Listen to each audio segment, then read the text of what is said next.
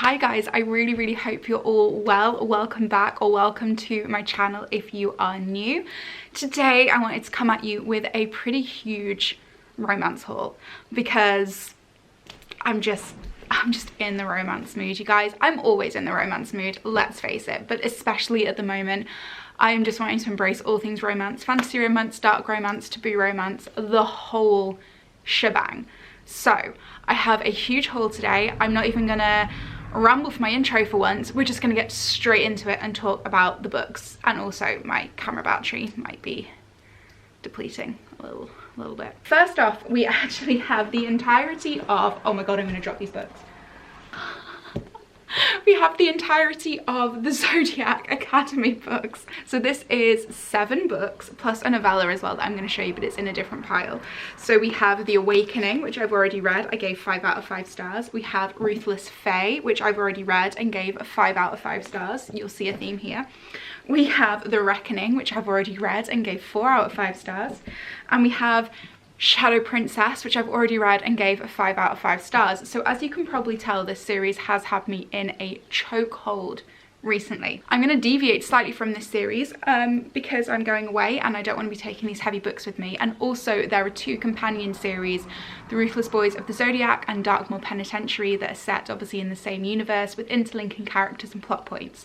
So the recommended reading order does include those books, which is why we're deviating slightly, because we're going to go into Ruthless Boys next on Kindle Unlimited because I'm not taking the paperbacks with me.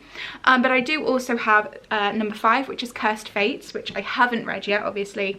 Number 6, which is Fated Throne. And number 7, which is Heartless Sky. And then I do believe number 8 is coming out in December. So I will give you guys a more in-depth Zodiac Academy related video very soon, because I do want to talk in depth about everything Solaria, because I am honestly absolutely obsessed. But I'm going to do that after I've read The Ruthless Boys of the Zodiac and also Darkmoor Penitentiary. So just keep your eyes peeled for those. But for anyone who is unaware of what Zodiac Academy is, it is a fantasy, like a bully romance set at a school for fae. And you have fae, you've got shifters, you've got magic, you've got romance, you've got hate to love, enemies to love, fated mates, you've got like taboo romance, you've got the whole thing wrapped up in a spicy little bow, and I am loving it so much. So I'm not going to go into any more detail in this video, purely because we have a lot of Zodiac Academy and Solaria themed videos coming to you very soon. So for the meantime I will leave it there. I then also have picked up The Never King and The Dark One, both by Nikki St. Crow. So this is a very spicy reimagining of Peter Pan. I believe there's a 3rd one coming out, but I'm not sure when that one comes out. But basically in The Never King, which is the first one, we meet Wendy Darling's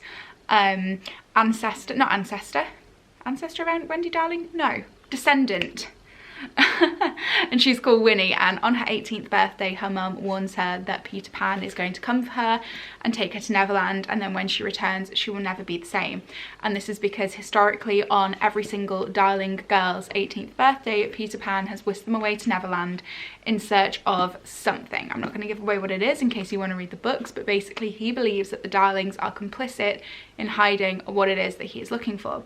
So Winnie on her 18th birthday is whisked away against her will, and there she meets obviously Peter Pan and the Lost Boys. Now this is a very dark, very spicy reverse harem romance series. Obviously, like you can see, they're tiny little books. They're about 200 pages each. They're super quick, super easy to whiz through.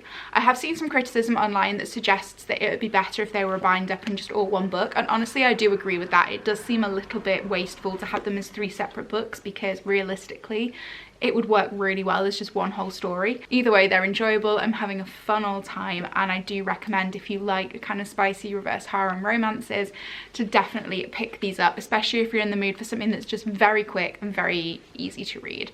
You know, these are not going to win any points for like writing or plot, but it's just the vibes, honestly. It's like no plot, just vibes, except there is a little bit of plot.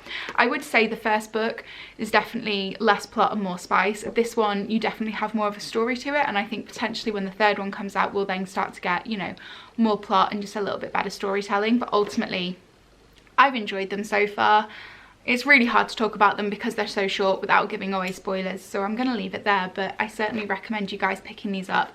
And I think they're available in Kindle Unlimited as well, so if you prefer to read those kind of books on your Kindle, I've got you. Then we have The Roommate by Rosie Danan, and I actually picked this up off Amazon for $2.99. I wasn't gonna read it.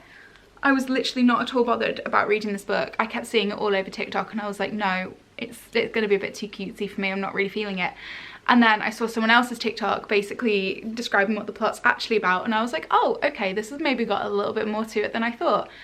And then I saw it was $2.99 and I was like, yeah, you know what? You can't leave a book for $2.99, like you just can't. So yes, I picked this one up, like I say, for $2.99, and it was honestly such a good vibe. I think I gave it 5 stars in the end, or 4.5 stars. But basically it's about Clara and Josh. So Clara moves from New York over to LA. She is chasing love with the guy that she's been in love with literally her whole life. He's moved to LA and he says, you know what, babe, like quit your job, you're not happy, come and live with me for the summer, carve out a life here. So she does, because she thinks finally this is the chance she's been waiting for to make her move and to secure her man. Only when she gets there, he fucks off on tour and rents out his room to a random guy off of Craigslist, and she's like, oh, okay, well this really isn't what I had planned for my summer, but all right.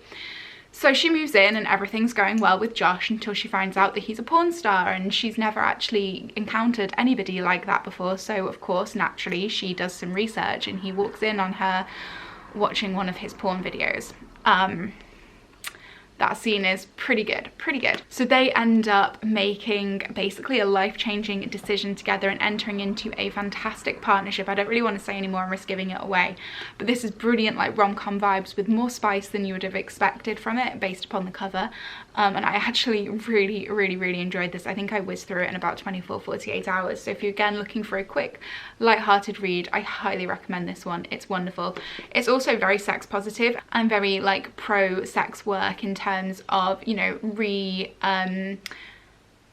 reframing how sex work has been portrayed in books and in the media and stuff before. So I think it's actually a really good book for people to be reading, because obviously if people are prejudiced about that kind of work, which they shouldn't be, this hopefully might go some way towards like changing their mind and reframing their perspectives. So I think this is a really good book to pick up, a very positive read, highly recommend it. Yeah, another one I've read, and actually this was my most recent read, this is Things We Never Got Over by Lucy Score. So this is small town romance, grumpy sunshine, enemies to lovers, it's got fake dating, it's got the whole vibe, it's got a bit of a mystery going on, a bit of crime that needs solving, and I love this. I ate it up. It's not a short book, it's about 600 pages, but it is very fast paced and very steamy. One thing I particularly loved about this as well is that our main characters are, she's 36 and he's in his 40s, and I think it was really nice to read like a contemporary romance with the protagonists being, you know, closer to 40 rather than like 19, 20, 21.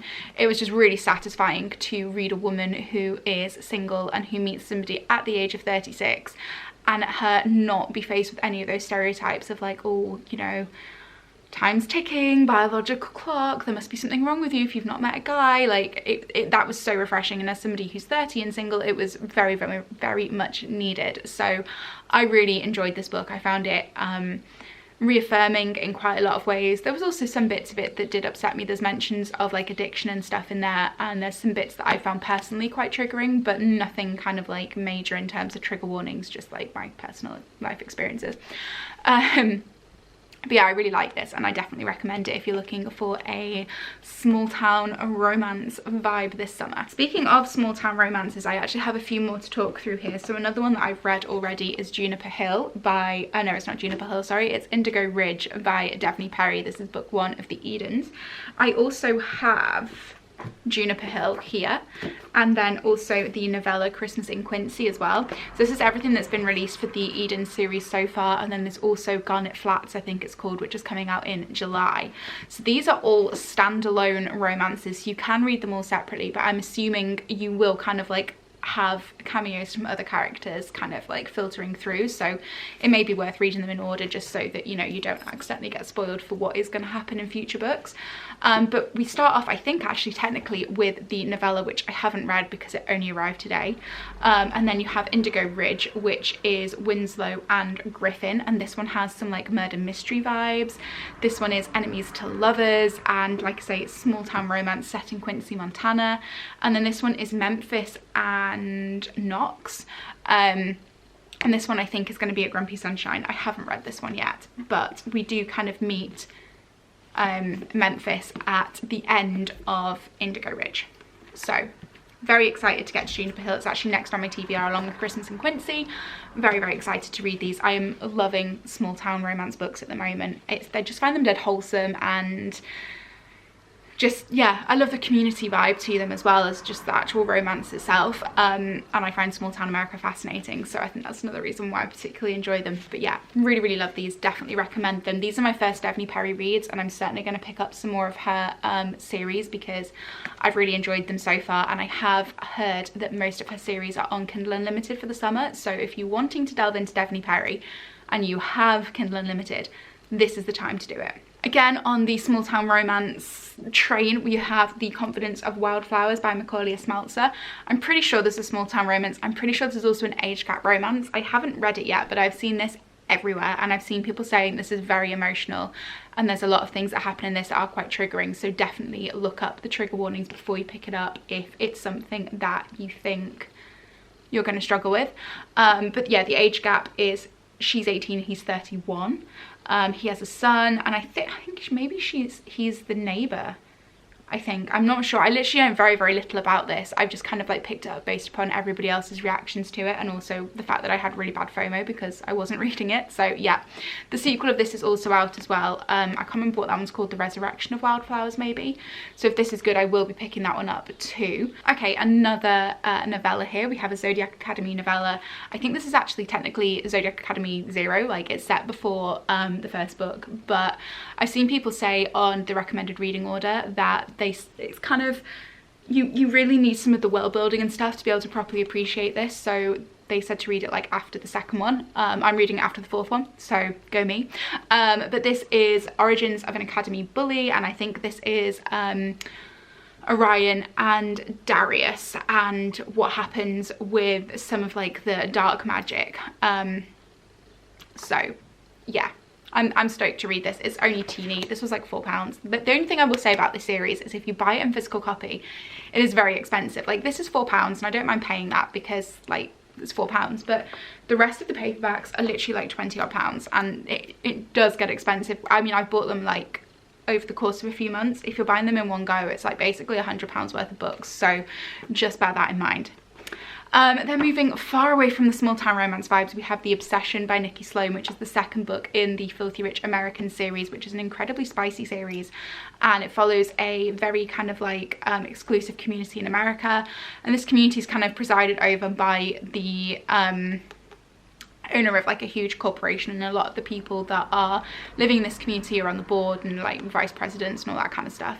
And I can't really remember what happened very well in the first one, but I know there was kind of like arranged marriage vibes, and there was like a huge plot twist at the end, which obviously I'm not going to give away because I don't want to ruin it for anybody, but that had one of the spiciest scenes I have ever read in my life in that book. So I mean, I recommend it. Anyway, this one I'm really stoked to get to because obviously the first one was left on such a huge cliffhanger. I can't wait to see what happens in this one. I'm also kind of tempted to reread the first one just to kind of refresh my memory with what happens with all the characters and everything before I delve into this. But yeah, I highly recommend the series if you want spice and you want like quick reads. I think I read the first one in 24 hours. It was just one of those where it wasn't particularly long, and also the writing style is very, very fast paced, so yeah. Then we have the first Blackridge prep book, which is called Twisted Dares by A.R. Breck. I know virtually nothing about this, only that it is a prep school, and most of the attendees are like the sons of mafia dons and crime lords and serial killers and everything else. And I think this is the daughter of the most prolific serial killer in the United States, and I think he is the like son of the mafia don. So I feel like it's gonna be very taboo enemies to lovers, dark as hell, steamy as hell. Yeah, I'm really excited for this. The back of it sounded incredible, and this was very much like a spontaneous purchase, but I'm really stoked to delve into this and see how it is, because it sounds right up my alley. That's all I'm gonna say. I do wonder sometimes if people think I am actually slightly clinically insane with some of the books I read. Like, I am totally normal. I just really like dark romances, and I don't know why. Speaking of, we also have The Predator, which is the first book in the Darkverse series by Runix, and again, this is very much like mafia crime lord type tropes. We have the son and daughter of two rival crime lords, and I believe they have to come together to basically solve a threat to their city, whatever. I think they've both got like a special set of skills which each other can kind of use to solve whatever it is that is happening that is a problem. And I've seen a lot of praise for the series on social media, so I'm excited to delve in and read the first one, see what it's all about. I also have Gothicana by Runix on my Kindle for when I go away, so I'm super excited to read that one as well, because that's like spicy dark academia, like yes please. But yeah, I'm stoked to see what her writing's like. I'm stoked to get stuck into this series. The newest one's just been released, I think, or is being released as we speak, so that's exciting. I'm not sure if it's a completed series or if there's going to be any more, but her whole back catalogue looks really compelling, so I'm excited to get stuck in. Anyway, you guys, that is it for this book haul. I really hope you have enjoyed it. I hope you found some new and exciting reads. If you have read any of the books I've mentioned in today's video, obviously keep things spoiler free, but let me know in the comments below if you have liked them. And also if you have any recommendations of books that you think I will like based upon my reading tastes from this video. And with that, I will end the video here. Don't forget to subscribe if you're new. Goodbye.